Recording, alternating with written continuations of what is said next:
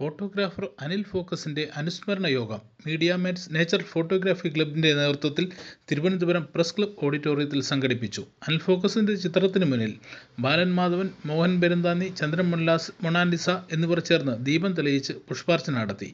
അനുസ്മരണ യോഗത്തിൽ media mates nature photography club president Unni Parassala അധ്യക്ഷത വഹിച്ചു. ക്ലബ് സെക്രട്ടറി ഉണ്ണി ഒളിമ്പിയ സ്വാഗതം പറയുകയും പ്രശസ്ത wildlife photographer Balan Madhavan മുഖ്യ അനുസ്മരണ പ്രഭാഷണം നടത്തുകയും ചെയ്തു.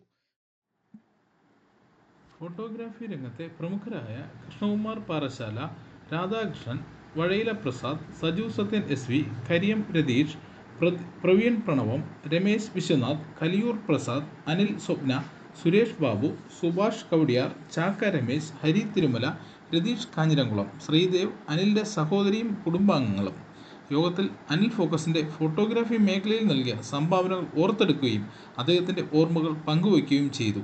യോഗത്തിൽ മഹാദേവൻ നന്ദി രേഖപ്പെടുത്തി. ഫോട്ടോഗ്രാഫി മേഖലയിലെ നിരവധി പേർ യോഗത്തിന് പങ്കെടുത്തിരുന്നു.